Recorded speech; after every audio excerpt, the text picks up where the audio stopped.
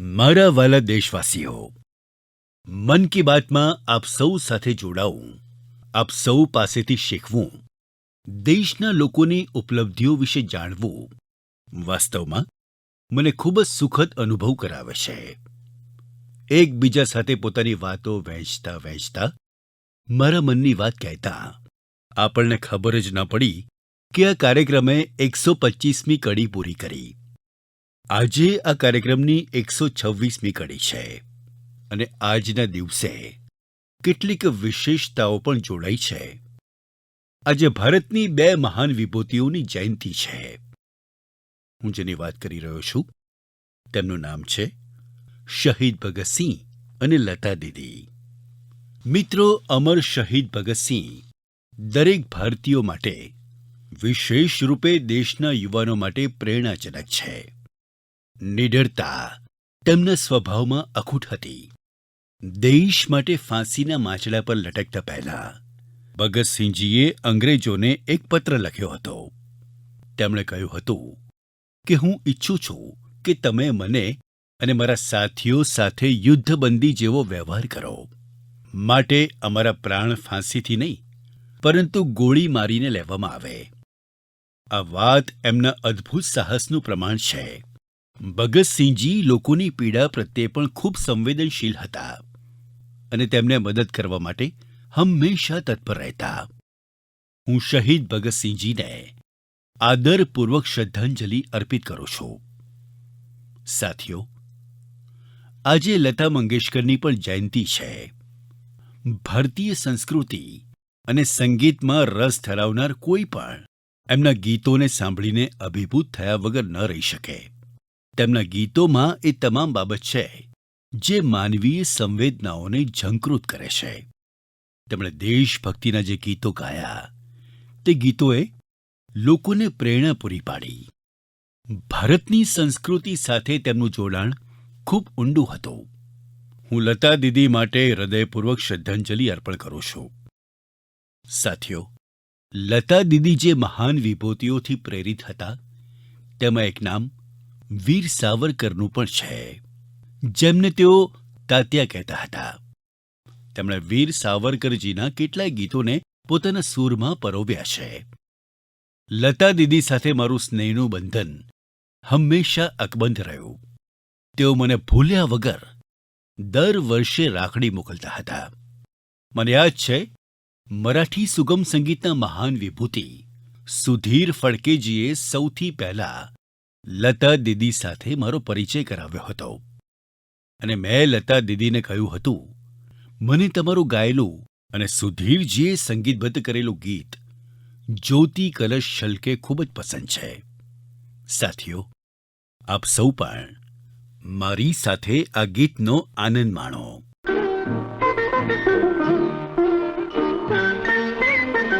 ज्योति कलश छलके, ज्योति कलश छलके, ज्योति कलश छलके, ज्योति कलश छलके. वे गुलाबी लाल सुनहरे रंग दरबार के, ज्योति कलश छलके. મારા વ્હાલા દેશવાસીઓ, નવરાત્રિના આ પર્વમાં આપણે શક્તિની ઉપાસના કરીએ છીએ. આપણે નારી શક્તિનો ઉત્સવ ઉજવીએ છીએ. બિઝનેસથી લઈને સ્પોર્ટ્સ સુધી અને એજ્યુકેશનથી લઈને સાયન્સ સુધી કોઈ પણ ક્ષેત્ર પસંદ કરો, દેશની દીકરીઓ દરેક ક્ષેત્રે પોતાનો ડંકો વગાડી રહી છે. આજે તેઓ એવા પડકારને સફળતાપૂર્વક પૂરા કરી રહી છે જેની કલ્પના કરવી પણ અઘરી છે. કદાચ હું તમને સવાલ કરું કે શું તમે સમુદ્રમાં સતત 8 મહિના સુધી રહી શકો? શું તમે સમુદ્રમાં સઢવાળી નૌકા એટલે કે પવનના વેગથી આગળ વધતી નૌકાથી 50,000 કિલોમીટર સુધીની મુસાફરી કરી શકો? અને એ પણ ત્યારે જ્યારે સમુદ્રનું હવામાન ક્યારેય પણ બગડવાની સંભાવના હોય. આવું કરતા પહેલા તમે 1000 વખત વિચારશો પરંતુ ભારતીય નૌસેનાની 2 બહાદુર ઓફિસર્સે નાવિકા સાગર પરિક્રમા દરમિયાન આવું કરી બતાવ્યું. તેમણે સમજાવ્યું કે સાહસ અને દ્રઢ સંકલ્પ એટલે શું. આજે હું મન કી બાતના શ્રોતાઓને એ બંને સાહસી ઓફિસર્સ સાથે મળાવવા માંગુ છું. એક છે લેફ્ટનન્ટ કમાન્ડર દિલના અને બીજા છે લેફ્ટનન્ટ કમાન્ડર રૂપા. આ બંને ઓફિસર્સ આપણી સાથે ફોનના માધ્યમથી જોડાયેલા છે. હેલો. Hello sir. નમસ્કારજી. નમસ્કાર સર. મારી સાથે લેફ્ટનન્ટ કમાન્ડર દિલના અને લેફ્ટનન્ટ કમાન્ડર રૂપા બંને એક સાથે છો? જી સર, અમે બંને એક સાથે છીએ. તમને બંનેને નમસ્કારમ અને વણક્કમ. વણક્કમ સર. નમસ્કાર સર. સૌથી પહેલા દેશવાસીઓ તમારા બંને વિશે જાણવા માંગે છે. જરા કહેશો?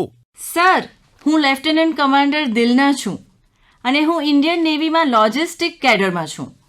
હું વર્ષ 2014માં નેવીમાં કમિશન્ડ થઈ હતી સર, અને હું કેરળના કોઝિકોડની છું. સર, મારા પિતાજી આર્મીમાં હતા અને મારા માતા હાઉસવાઈફ છે. મારા હસબન્ડ પણ ઇન્ડિયન નેવીમાં ઓફિસર છે સર, અને મારી બહેન એનસીસીમાં નોકરી કરે છે. જય હિન્દ સર. હું લેફ્ટનન્ટ કમાન્ડર રૂપા છું અને વર્ષ 2017થી મેં નેવલ આર્મમેન્ટ ઇન્સ્પેક્શન કેડર જોઈન કર્યું છે. મારા પિતાજી તામિલનાડુના છે અને મારા માતાજી પુડુચેરીના છે. મારા પિતાજી એરફોર્સમાં હતા.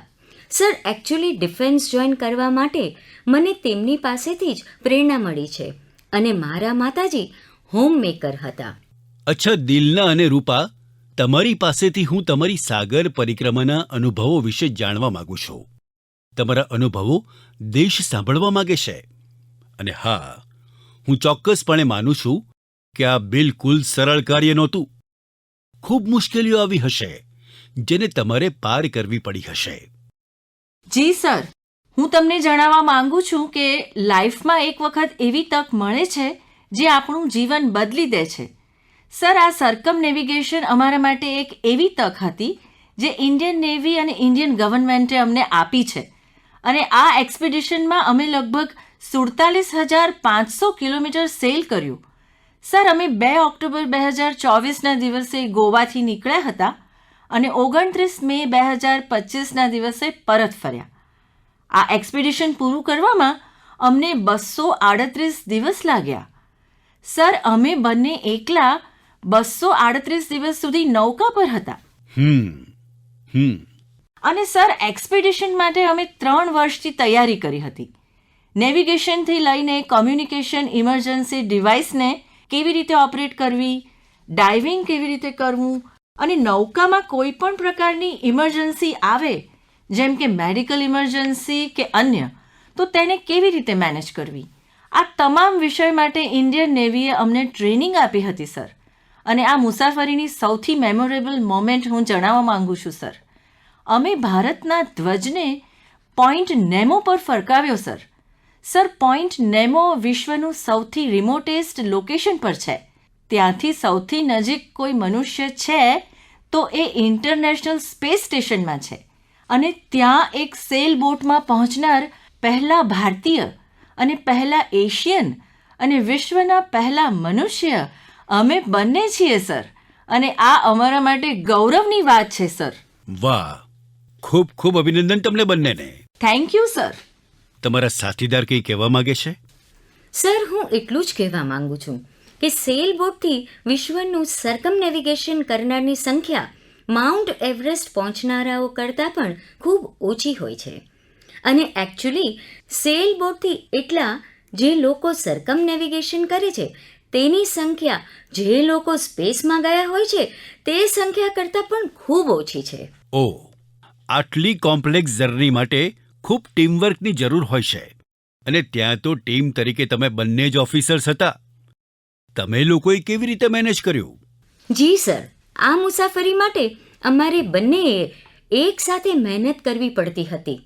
અને જેમ લેફ્ટનન્ટ કમાન્ડર દિલનાએ કહ્યું એમ આ ઉપલબ્ધિ મેળવવા માટે અમે બંને બોટ પર હતા, અને અમે બોટ રિપેરર હતા અને એન્જિન મિકેનિક પણ હતા. Cell maker, medical assistant Cook, cleaner, diver, navigator અને આ બધી જ જવાબદારી એક સાથે નિભાવવી પડતી હતી. અને અમારી આ ઉપલબ્ધિ માટે ઇન્ડિયન નેવીનું સૌથી મોટું યોગદાન હતું. તેમણે અમને દરેક પ્રકારની ટ્રેનિંગ આપી છે. એકચ્યુઅલી સર, અમે 4 વર્ષથી એક સાથે સેલ કરી રહ્યા છીએ, એટલે એકબીજાની સ્ટ્રેન્થ અને વીકનેસ પણ સારી રીતે જાણીએ છીએ. માટે અમે બધાને કહીએ છીએ કે અમે બોટ પર એક ઇક્વિપમેન્ટ હતા જે ક્યારેય ફેલ ન થયું. એ અમારા બંનેનું ટીમવર્ક હતું. અચ્છા, જ્યારે હવામાન ખરાબ થતું હતું, કેમ કે સમુદ્રી દુનિયા તો એવી હોય છે જ્યાં હવામાનનું કંઈ જ નક્કી નથી હોતું, તો તમે એવી સિચ્યુએશનને કેવી રીતે હેન્ડલ કરતા હતા? સર, અમારી મુસાફરીમાં ખૂબ એડવર્સ ચેલેન્જીસ હતી. અમારે આ એક્સપિડિશનમાં અનેક ચેલેન્જીસ ફેસ કરવી પડી હતી. ખાસ કરીને દક્ષિણ મહાસાગરમાં વાતાવરણ હંમેશા ખરાબ રહેતું હોય છે. અમારે 3 તોફાનનો સામનો કરવો પડ્યો. અને સર, અમારી બોટ માત્ર 17 મીટર લાંબી અને 5 મીટર પહોળી છે. તો ક્યારેક એવી લહેરો પણ આવતી હતી કે જે 3 માળ ઊંચી હતી. અને અમે ખૂબ જ ગરમી અને ખૂબ જ ઠંડી બંનેનો આ મુસાફરીમાં સામનો કર્યો છે. સર, એન્ટાર્કટિકામાં જ્યારે અમે સેલ કરી રહ્યા હતા ત્યારે અમારે ટેમ્પરેચર 1 ડિગ્રી સેલ્સિયસ અને પ્રતિ કલાકે 90 કિલોમીટર હવા, આ બંનેનો એક સાથે સામનો કરવો પડતો હતો. અને ઠંડીથી બચવા માટે 6 થી 7 લેયર કપડાં એક સાથે પહેરતા હતા.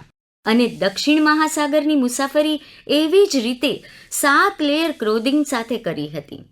અને ક્યારેક અમે ગેસ સ્ટોવ ચાલુ કરીને અમારા હાથને ગરમ કરી લેતા હતા.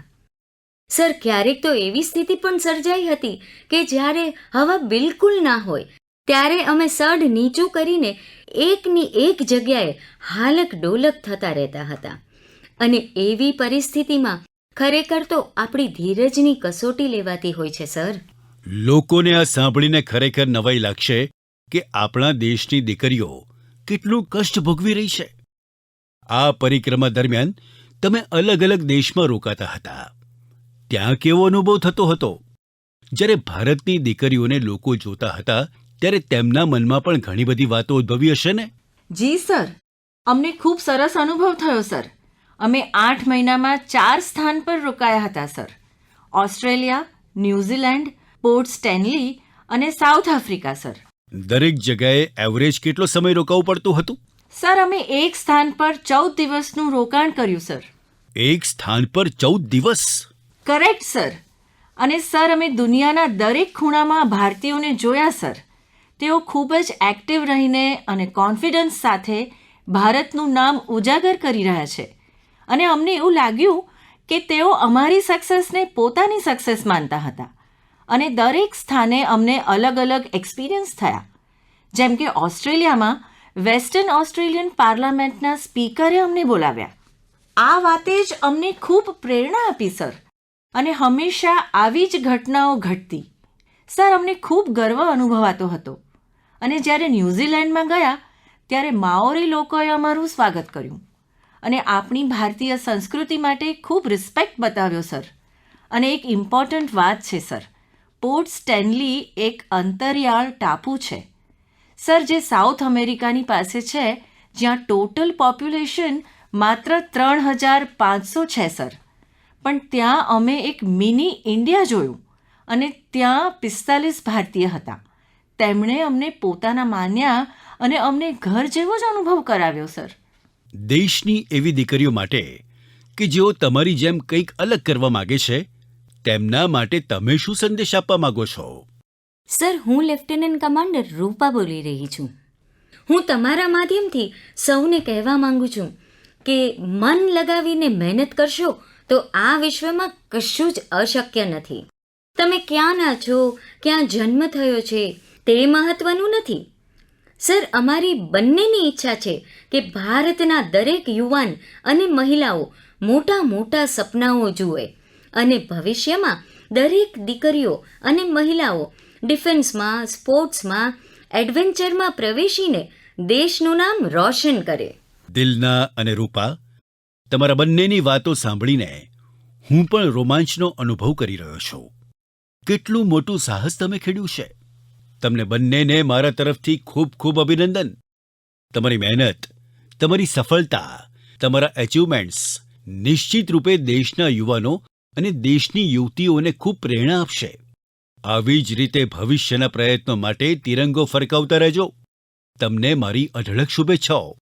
Thank you sir. ખૂબ ખૂબ ધન્યવાદ. વણક્કમ. નમસ્કારમ. નમસ્કાર સર. સાથીઓ, આપણા તહેવારો, ઉત્સવો ભારતની સંસ્કૃતિને જીવંત રાખે છે.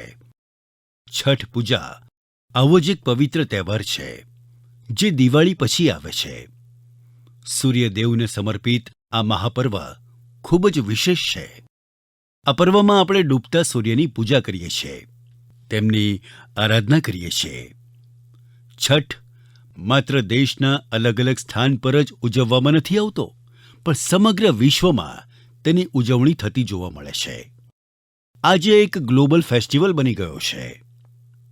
સાથીઓ, મને આપને એ જણાવતા આનંદ થાય છે કે ભારત સરકાર પણ છઠ પૂજા માટે એક વિશેષ પ્રયત્નોમાં જોડાઈ છે.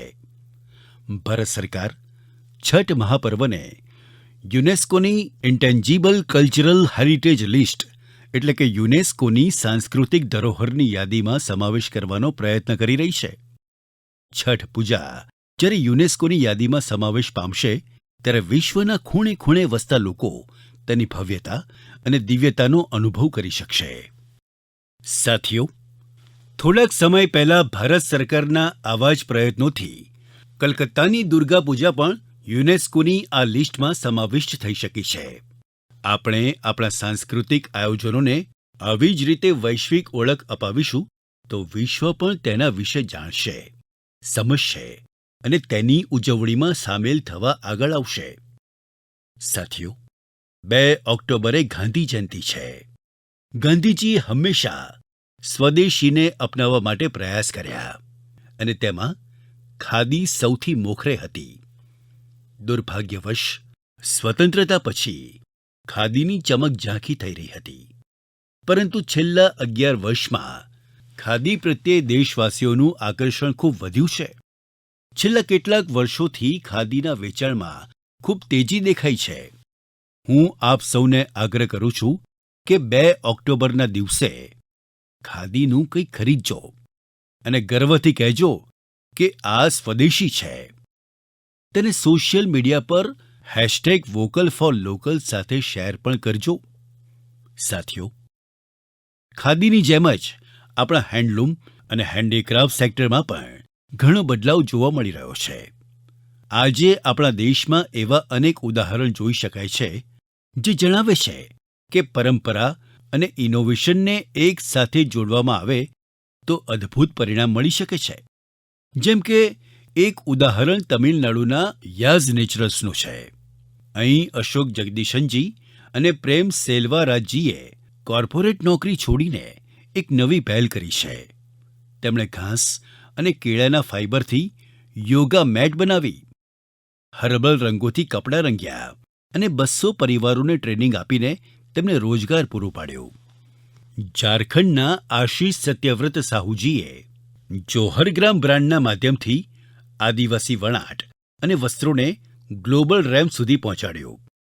તેમના પ્રયત્નોથી આજે ઝારખંડની સાંસ્કૃતિક ધરોહરને અન્ય દેશોના લોકો પણ ઓળખી રહ્યા છે. બિહારના મધુબની જિલ્લાના સ્વીટી કુમારીજીએ સંકલ્પ ક્રિએશન શરૂ કર્યું છે. મિથિલા પેઇન્ટિંગને તેમણે મહિલાઓની આજીવિકાનું સાધન બનાવ્યું છે. આજે 500થી વધુ ગ્રામીણ મહિલાઓ તેમની સાથે જોડાયેલી છે અને આત્મનિર્ભરતાના માર્ગે છે. સફળતાની આ દરેક ગાથાઓ આપણને શીખવે છે કે આપણી પરંપરાઓમાં કમાણીના કેટલા બધા સાધન છુપાયેલા છે. જો સંકલ્પ દ્રઢ હોય તો સફળતા આપણાથી દૂર નથી જઈ શકતી. મારા વ્હાલા દેશવાસીઓ, હવે થોડાક દિવસોમાં જ આપણે વિજયાદશમી ઉજવીશું. આ વખતે વિજયાદશમી એક અલગ કારણથી ખૂબ વિશેષ છે. આ દિવસે જ રાષ્ટ્રીય સ્વયંસેવક સંઘની સ્થાપનાને 100 વર્ષ પૂરા થઈ રહ્યા છે. 1 શતાબ્દીની આ યાત્રા જેટલી અદ્ભુત છે તેટલી અભૂતપૂર્વ છે, તેટલી જ પ્રેરક પણ છે. આજથી 100 વર્ષ પહેલા જ્યારે રાષ્ટ્રીય સ્વયંસેવક સંઘની સ્થાપના થઈ હતી, ત્યારે દેશ શતાબ્દીઓથી ગુલામીની સાંકળમાં જકડાયેલો હતો. શતાબ્દીઓની આ ગુલામીએ આપણા સ્વાભિમાન અને આત્મવિશ્વાસને ખૂબ ઊંડી ઠેસ પહોંચાડી હતી.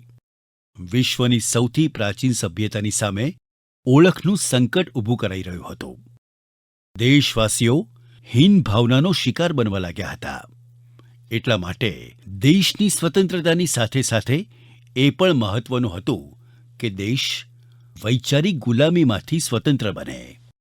એવા સમયે પરમ પૂજ્ય ડૉક્ટર હેડગેવારજીએ આ વિશે મંથન કર્યું અને પછી આ ભગીરથ કાર્યમાં તેમણે વર્ષ 1925માં વિજયાદશમીના પવિત્ર તહેવારે રાષ્ટ્રીય સ્વયંસેવક સંઘની સ્થાપના કરી.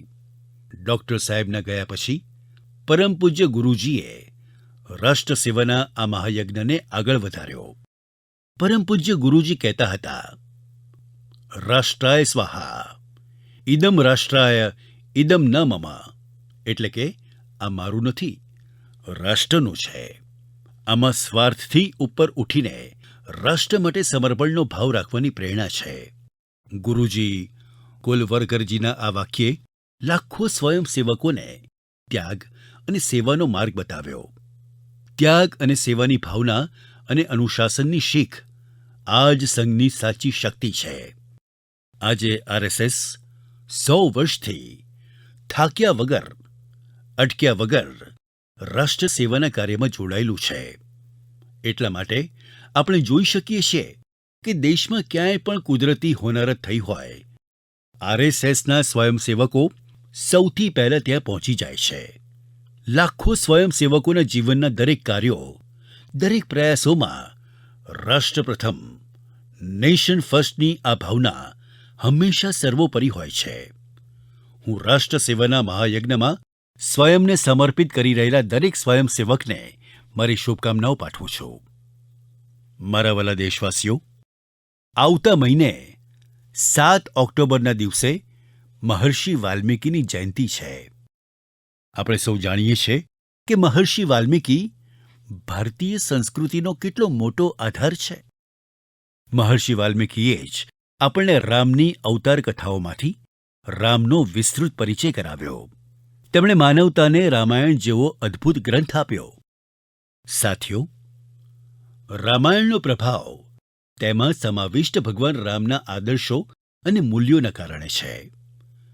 ભગવાન રામે સેવા, સમરસતા અને કરુણાથી સૌને ગળે લગાવ્યા હતા. એટલા માટે આપણે જોઈએ છીએ કે મહર્ષિ વાલ્મીકીના રામાયણના રામ માતા શબરી અને નિષાદરાજ સાથે જ પૂર્ણ બને છે. એટલા માટે સાથીઓ, અયોધ્યામાં જ્યારે રામ મંદિરનું નિર્માણ થયું, ત્યારે સાથે જ નિષાદરાજ અને મહર્ષિ વાલ્મીકીનું પણ મંદિર બનાવવામાં આવ્યું. મારો તમને સૌને આગ્રહ છે કે તમે સૌ જ્યારે પણ અયોધ્યા રામલલ્લાના દર્શને જાઓ, ત્યારે મહર્ષિ વાલ્મીકી અને નિષાદરાજ મંદિરના દર્શન જરૂર કરજો. મારા વહાલા દેશવાસીઓ, કલા, સાહિત્ય અને સંસ્કૃતિની સૌથી વિશેષ વાત એ હોય છે કે તે કોઈ પણ એક સીમામાં બંધાતી નથી. તેની સુવાસ દરેક સીમાઓને ઓળંગીને લોકોના મનને સ્પર્શે છે. હમણાં થોડા દિવસો પહેલાં જ પેરિસના એક કલ્ચરલ ઇન્સ્ટિટ્યૂટ સાઉન્ત મંડપાએ 50 વર્ષ પૂરા કર્યા. આ સેન્ટરે ભારતીય નૃત્યને લોકપ્રિય બનાવવામાં બહોળું યોગદાન આપ્યું છે. તેની સ્થાપના મિલેના સાલ્વિનીએ કરી હતી. તેમને થોડા વર્ષ પહેલાં જ પદ્મશ્રીથી સન્માનિત કરવામાં આવ્યા હતા. હું સાઉન્ત મંડપા સાથે જોડાયેલ દરેક લોકોને ખૂબ શુભેચ્છાઓ પાઠવું છું અને ભવિષ્યના તેમના પ્રયાસો માટે શુભકામનાઓ પણ પાઠવું છું. સાથીઓ, હવે હું આપ સૌને 2 નાનકડી ઓડિયો ક્લિપ સંભળાવું છું. ધ્યાનથી સાંભળજો. දයාලු සිතකින් සිතනා මිනිහ කවුරුන්දෝ මසබඳේ මිනිහ මිනිහා ගැන සොඳිනේ නෑනු වෙදෝ බිඳ කුදු සිතුවේ දයාලු සිතකින් සිතනා මිනිහ කවුරුන්දෝ මසබඳේ මිනිහා ගැන සොඳිනේ மனிதனுக்காயில்லையே மற்றதுதான் இங்கு கவலைப்படும் கருணையுள்ளத்தில் பரவிடவே அன்பு செய்வாய் நீ என் தோழா மனிதனுக்காயில்லையே மற்றதுதான் இங்கு கவலைப்படும் કરુણયુள்ளத்தில் પરવિડવે. સાથીઓ, આ અવાજ સાક્ષી છે એ વાતનો કે ભૂપેન હજારિકાજીના ગીતોથી કેવી રીતે દુનિયાના અલગ અલગ દેશ એકબીજા સાથે જોડાય છે. શ્રીલંકામાં એક ખૂબ જ પ્રશંસનીય પ્રયાસ થયો છે, જેમાં ભૂપેનદાજીના પ્રતિષ્ઠિત ગીત મનુહે મનુહાર બાબેનું શ્રીલંકાના કલાકારોએ સિંહાલી અને તમિલ ભાષામાં અનુવાદ કર્યો છે. મેં તમને તેમનો જ ઓડિયો સંભળાવ્યો. થોડાક દિવસો પહેલાં મને અસમમાં તેમના જન્મ શતાબ્દી ઉત્સવમાં સામેલ થવાનું સૌભાગ્ય પ્રાપ્ત થયું હતું. ખરેખર તે એક યાદગાર કાર્યક્રમ હતો. સાથીઓ, અસમ આજે જ્યારે ભૂપેન હજારિકાની જન્મ શતાબ્દીની ઉજવણી કરી રહ્યું છે, ત્યાં કેટલાક દિવસો પહેલાં એક દુઃખદ સમય પણ આવ્યો હતો. જુબિન ગર્ગજીના આકસ્મિક નિધનથી લોકો શોકમાં છે. જુબિન ગર્ગ એક લોકપ્રિય ગાયક હતા, જેમણે સમગ્ર દેશમાં પોતાની ઓળખ બનાવી હતી. અસમની સંસ્કૃતિ માટે તેમને ભારે લગાવ હતો. જુબિન ગર્ગ આપણા સ્મરણમાં હંમેશા રહેશે અને તેમનું સંગીત આગામી પેઢીઓને મંત્રમુગ્ધ બનાવશે. જુબિન ગાર્ગ આસિલ અહો મોર હમોસ્કૃતિર ઉજ્જવલ રત્નો જનોતાર હૃદયાત તેયો હદાય જીયાય થાકીબો. અર્થાત જુબિન અસમી સંસ્કૃતિના કોહિનૂર હતા. એ ભલે હવે આપણી વચ્ચે શારીરિક રૂપે નથી, પરંતુ આપણા હૃદયમાં હંમેશા રહેશે. સાથીઓ, થોડાક દિવસો પહેલા આપણા દેશે એક મહાન વિચારક અને ચિંતક એસ.એલ. ભૈરપ્પાજીને ગુમાવ્યા. ભૈરપ્પાજી સાથે મારો વ્યક્તિગત સંપર્ક હતો અને અમારી વચ્ચે કેટલીય વાર અલગ અલગ વિષયો પર વિસ્તારથી વાતચીત પણ થતી હતી. તેમની રચનાઓ યુવા પેઢીના વિચારોને દિશા આપતી હતી. તેમની કન્નડ ભાષાની કેટલીય રચનાઓના અનુવાદ પણ ઉપલબ્ધ છે. તેમણે શીખવ્યું કે પોતાના મૂળિયા અને સંસ્કૃતિ માટે ગર્વ કરવો કેટલું મહત્વપૂર્ણ કાર્ય છે. હું એસ.એલ. ભૈરપ્પાજીને ભાવભીની શ્રદ્ધાંજલિ અર્પણ કરું છું અને યુવાનો તેમની રચનાઓ વાંચે તેવો આગ્રહ કરું છું. મારા વ્હાલા દેશવાસીઓ, આગામી દિવસોમાં એક પછી એક ખુશીઓથી ભરપૂર તહેવારો આવશે. દરેક પર્વ પર આપણે ખૂબ ખરીદી કરીએ છીએ અને આ વખતે તો જીએસટી બચત ઉત્સવ પણ ચાલી રહ્યો છે.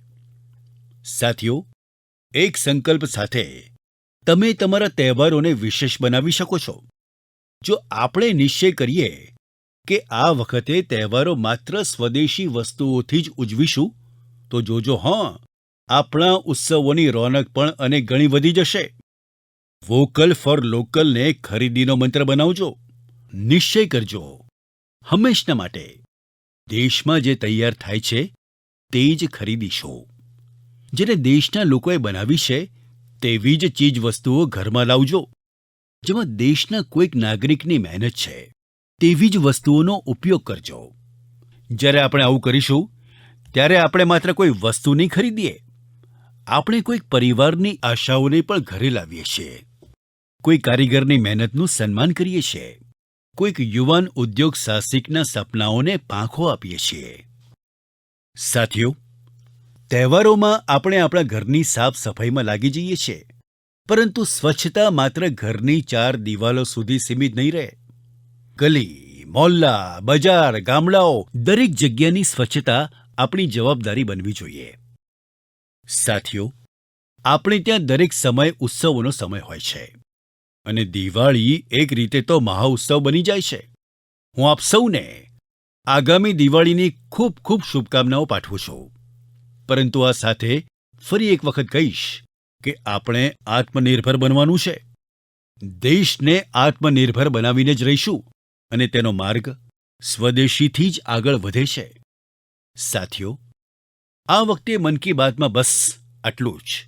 આવતા મહિને ફરીથી નવી ગાથાઓ અને પ્રેરણાઓ સાથે મુલાકાત થશે. ત્યાં સુધી તમને સૌને શુભકામનાઓ. ખૂબ ખૂબ ધન્યવાદ.